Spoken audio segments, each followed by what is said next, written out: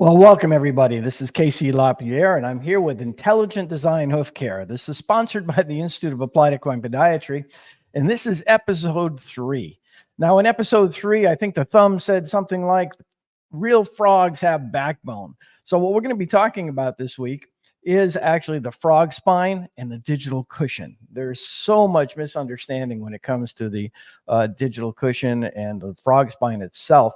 It's a very little understood and very little studied structure in the horse's foot that plays a major role in foot function when we look at the suspension model of hoof dynamics and we look at intelligent hoof design.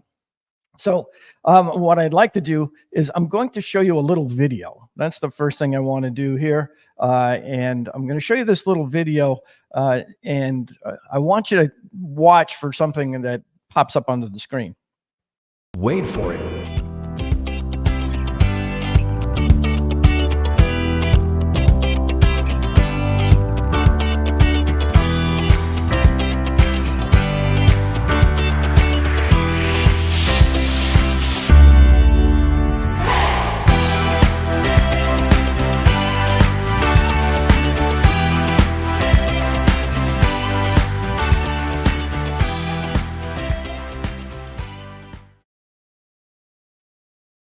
Okay, so I think most of you caught it, that big yellow submarine with a frog hanging onto the rudder. All right, so what I'm going to do is I want to do a little bit of a review on what we talked about last week, okay? Because last week the episode was titled The Great Divide, and we talked about the frog stay, which is the V in the sole. Okay, a lot of people look at the bars, but they're not really looking at the whole frog stay and the importance of that frog stay. Okay, so one question that came up, and this came up over 20 years ago, was why is the frog a triangle? Okay, if it's meant to be a pump, to pump blood, why not like the pad on the bottom of a dog's foot? Well, after quite a bit of research, we've come to the conclusion that it's not a pump, okay? And it's not really for traction. We have that triangle not because of any function of the frog, but because the function of the frog stay. So let's just do a quick review here. Let's see, here we go. Okay, so if we look at the frog stay, which is the V in the sole, which you see right here, once, I say it here, once blind to the design, we now must acknowledge the function of the frog stay. We have to acknowledge why there's a V in the caudal foundation, or the foundations to the back of the foot. Okay, so you remember that I used a paper plate and I showed you how that frog stay allowed for movement, distal to proximal movement of the heels. Okay, this working through the ungular cartilages, which are defined as our meniscus. Okay, a meniscus, remember, is defined as a crescent-shaped cartilage having the ability to reduce torque and to stabilize a joint. Well, that frog stay allows the meniscus, individual, medial and lateral, inside and outside, to actually reduce torque on the joint. So what I'm going to follow up on is why that triangle dictates why we have to have a triangular frog. And we want to look at all of the conformation of the frog. Okay, so when we look at the frog, we are aware of that the proximal conformation, or the conformation inside the foot, actually exposes our frog spine, which you see here on the screen. Okay, so this was at the end of last week's episode 2. We said, this is going to be on this episode 3. So here it is. We're talking about the frog spine and how it actually functions as basically a rudder, changing the conformation of our digital cushion. So that dictates what the function of our digital cushion might be. Okay, remember I talked about it in the last episode. We determine the function of a structure by identifying its conformation and the property of its tissue. So when we look at the frog spine and we recognize its makeup, how it's actually made up, it gives us a better idea as to what its function is. Okay, so what I want to do is I'm going to take that off, and we're just going to add this picture up here so you can see that frog spine. Okay. The frog spine is a very substantial structure in a healthy foot. This was a dissection I did of a relatively healthy foot. Okay. On our spectrum of usability, which is 1 through 9. So if we were rating the frog, 1 would be a very unhealthy frog, and 9 would be an exceptionally healthy frog. Well, this frog came in at about an 8. Okay. And the frog spine is part of our spectrum of usability, or what we evaluate in the health of a frog. And this frog is very dense. In fact, it is twice as dense as the frog itself. Okay. So the frog spine that looks like that shark fin is actually twice as dense as the frog material, or the tubules in the frog. And it's very simple to understand why. It's because the dermis that produces the epidermis, in other words, the vascular structures that produce that horn for that frog spine, have a conformation that allow for tubules to actually matrix, so that you have a frog spine that's twice as dense as the rest of the frog. Intelligent design. We've talked about this before.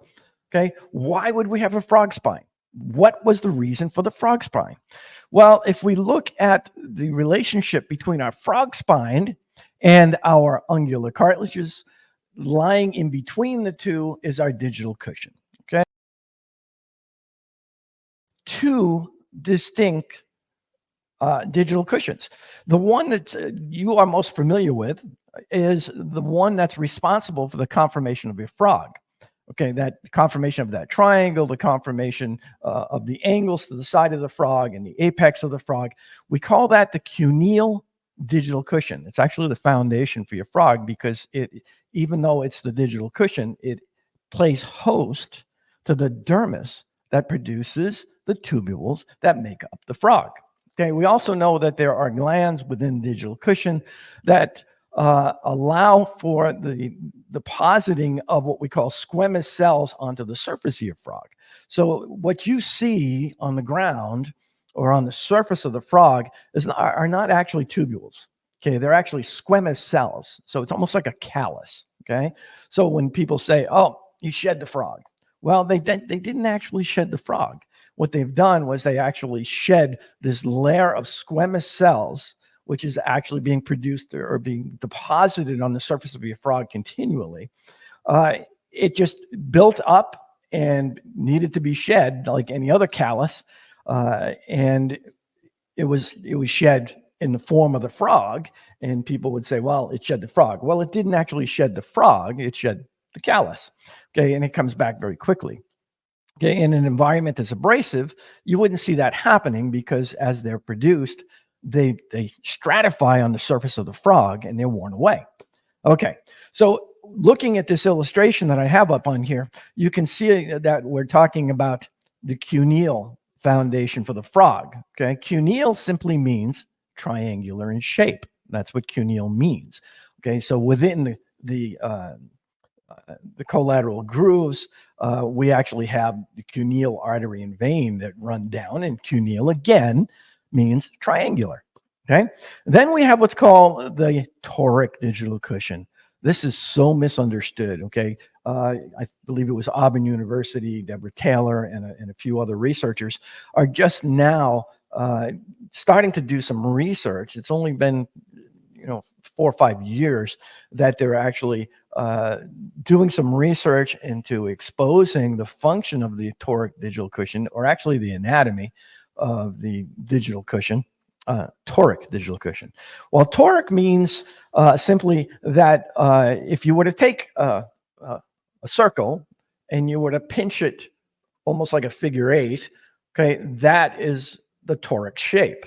So when we talk about the toric digital cushion, we're actually talking about the shape of the bulbs of your heels. Okay, they're responsible. That toric digital cushion is responsible for the delivery of stimulus to our ungular cartilages. Okay, so that the ungular cartilages can remain healthy. Okay, so it's the frog spine working in concert with the digital cushion that's responsible for maintaining the health of our ungular cartilages, which are so important to foot function, okay, in protecting the joint, in stabilizing the joint, and also in what we call hemodynamic response, which is circulation, lymphatic function, neurological function. Okay, so we're going to be talking about that in a future episode, how pressure, stimulus, distributed in the caudal foot is actually responsible in part for your hemodynamic response, circulation, lymphatic function, and so on. Okay, so you can see that I have the coronary band listed here. Why? Because when we do a dissection, the coronary band is an integral part of the digital cushion with attachment only in what we call the palmar appendages. So at the back part of the foot, let me take this off the screen for 1 second and let me see if I can, we can reach around here. All right, so let me just take it. So in the back part of the foot, back here, okay, that coronary band attaches to our palmar appendage of the ungular cartilage.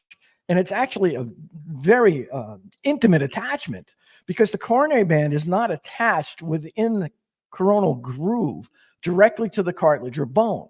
It's actually connected by the dermis or the vascular structures and held within a groove in the cartilage. We're going to talk about that also in future episodes.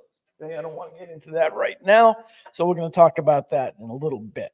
Okay, so if we look at this, okay, so right here, okay, right where you see the arrow there, there is a fine attachment of that coronary band. So as that foot distorts, okay, tension on the coronary band is resulting in tension on that frog, and the frog spine responds. Okay, and the frog spine responds by moving medial or lateral, changing the conformation of the digital cushion. Okay, so the digital cushion, you know, on that little video, I had I superimposed a submarine with the frog holding the rudder. And where does the submarine operate? It operates in a medium. It operates in the ocean. Well, the digital cushion becomes the medium for the distribution of force in the caudal aspect of the foot. Okay. In conversation with Dr. Robert Bowker back in 2001, we had talked about healthy and unhealthy feet because, I mean, he had done a paper, I think it was in 2003, it might have been a little later, that was introduced at the veterinary conference. And he talked about unhealthy and healthy feet and digital cushions in both. And what we're seeing is in an unhealthy foot, the analogy he gave me that we had discussed was if you took a stainless steel basin and you ran a hose through that basin and you hit that stainless steel basin with a hammer, there's no medium in there, just a hose going through the basin. And if you hit the basin with a hammer, that vibration doesn't get to that hose. Okay, but if we fill that basin, that pail or whatever you want to call it, we fill that vessel with a medium, let's say a gel or a foam, and we run the hose through that gel, and now we hit the basin, a lot of that energy is transmitted to the hose. Well, it's the same, that analogy can be used when we look at our digital cushion. But what is happening today is we're looking at, or the industry is looking at, the Keneal digital cushion and not looking at the toric digital cushion and the function of that toric digital cushion. Okay, the toric digital cushion is the bulbs of your heels, the proximal aspect or the top back half of your foot. And what we can see here in this illustration, I've got an arrow pointing to our toric digital cushion, which surrounds that frog spine. It lies within the digital cushion and behind the deflexor tendon. It fills in that whole back of that foot. So if you look at the illustration to the right there, you can see I've removed the digital cushion and I've removed the cartilage from one side of the foot. That's to show you how little, not little, but the extent of what we call dynamic tissue is in the horse's foot. Okay, we have what's called soft tissue, dynamic tissue, and static tissue or bone. So the majority of the foundation for the caudal foot is what we call dynamic, okay, surrounded by soft tissue. The dorsal foundation, or the foundation for your toe, we talked about in episode 1, is bone. Okay, so in that illustration, you can see I've taken out, or that photograph, I've taken out the digital cushion and I've taken out one side, actually the lateral side of the ungular cartilages, left just the medial. So that center photograph shows the digital cushion, or the toric digital cushion. Okay, so that's important to understand. Okay, so here's an illustration, and this is actually MRI and it's slice, and this was, this toric and this cuneal digital cushion. Okay, and what we're looking at is a slice, and it's just forward of where the frog spine comes down. Yep, right there. That's the frog spine. Okay, so this is taken. We've got a slice through the hoof right there, is where this was taken. Okay, I apologize. That was a little tough to show, but you can see that very clearly the toric digital cushion there. Okay, and you can also see the cuneal digital cushion. Now, everybody, when they look at improvement in a horse's foot, because we see a lot of use of frog pads, and we see use of flip-flop shoes, and they have to go barefoot to get a good frog. The bottom line is, whether it's shod or barefoot, without balance and without correct distortion, it's very difficult to keep a digital cushion healthy, because that frog spine has to be active. And the only way for that frog spine to be active is if the heels are allowed to move distal and proximal. It's just a small amount. It doesn't, I'm kind of exaggerating here because I want to get the point across. But the cuneal digital cushion, which is when we see people saying, oh, look how much better that frog got. Well, that's all well and good, but if we haven't seen improvement in the toric digital cushion, but the next thing to suffer are going to be our meniscus and our ungular cartilage. Okay, so that's what we have to be aware of. Okay, the digital cushion consists of, in this one study that was done, that's here. Eggenbacher, I believe is who it is. I can't pronounce the name. But this was one study that was done that cites that the digital cushion is made up of collagen, fibrocartilage, myxoid tissue, and a small amount of adipose or fat. Okay, a small amount. Unlike the digital cushion or the pad that a dog has or an elephant has, they have a higher ratio of fat because they actually do work like a shock absorber. But because of the conformation of this digital cushion and the existence of the frog spine, I truly do not believe this intelligent design dictates that it's a shock absorber. I actually believe that it is actually a vessel for managing or distribution of energy in the caudal aspect of the foot.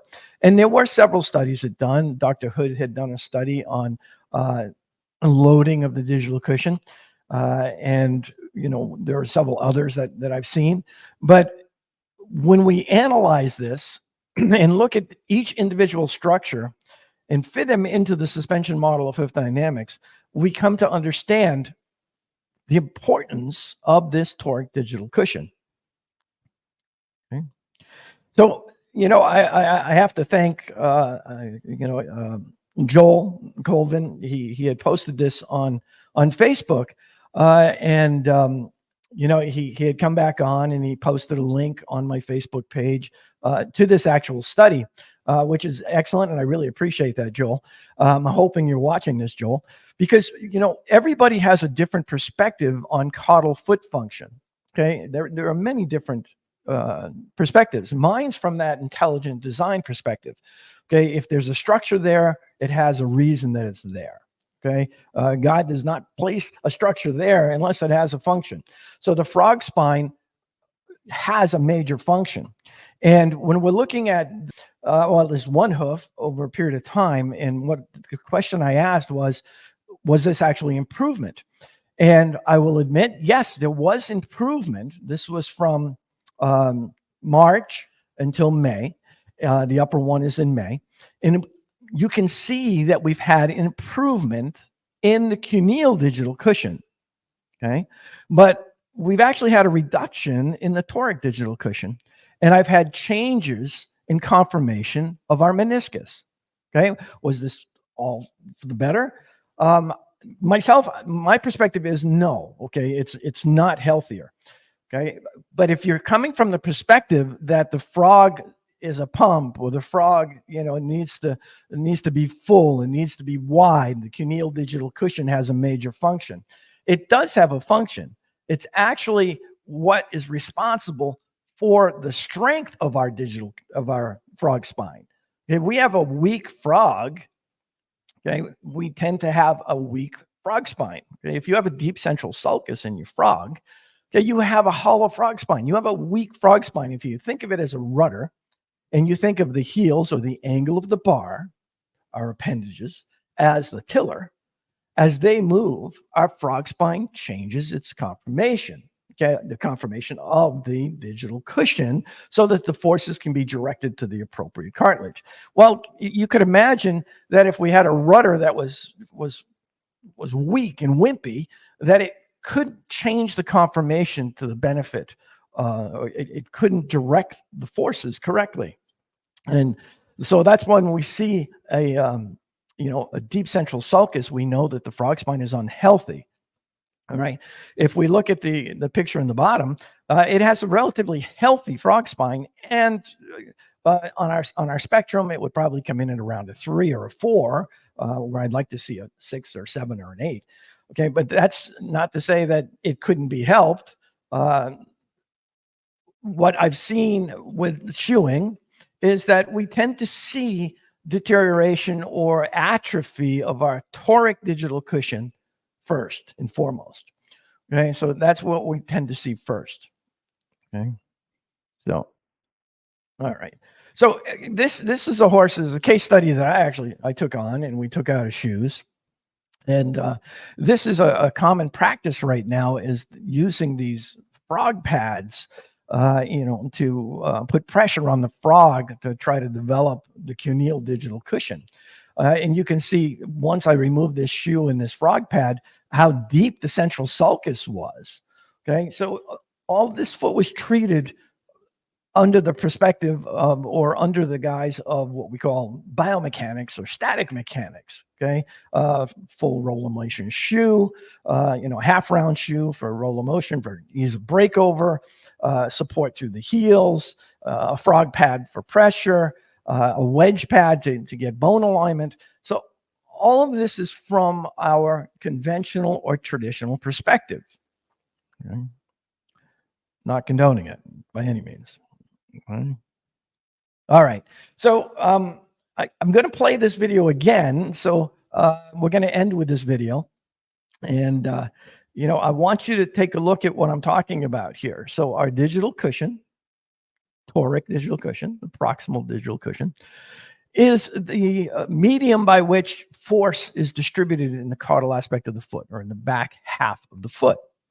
And the frog spine is responsible for changing the conformation of that digital cushion, which is fibrocartilage and collagen, which acts as a conduit for the delivery of the stimulus to our ungular cartilages.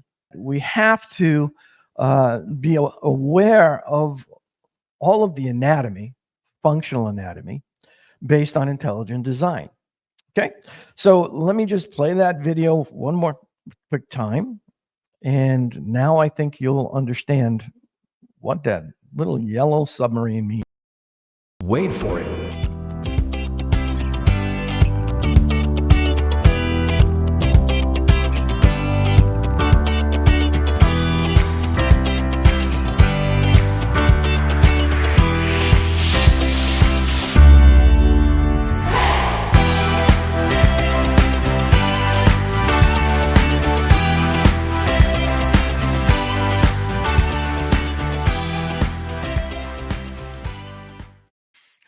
All right, guys.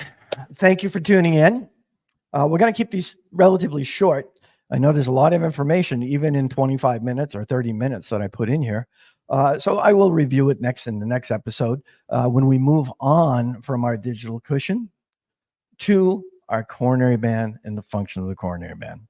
Okay. And the role it plays not only in producing the hoof wall or the stratum medium or the wall that you see, but there are so many more functions to the coronary band. So we're going to talk about that in episode 4. Well, that wraps up this week's episode on the frog spine. You can check out our channel on YouTube. You can also find this on Facebook.com/applied equine podiatry, where you can always check us out on our website. Okay, you will find our website at appliedequinepodiatry.org. The more people that know this information, the better it is for our horses. Okay, join us in our quest for never-ending improvement. Thanks, guys. Stay well. God bless.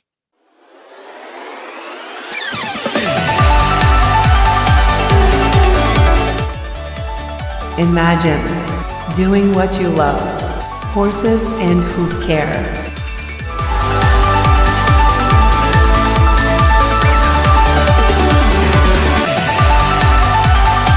Experience one-on-one learning, taught by a master applied equine podiatrist with over 40 years of experience.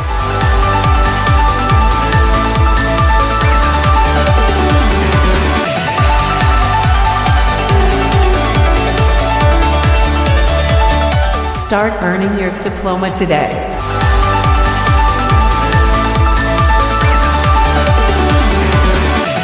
Learn to trim your own horses, or follow your passion and start a new career.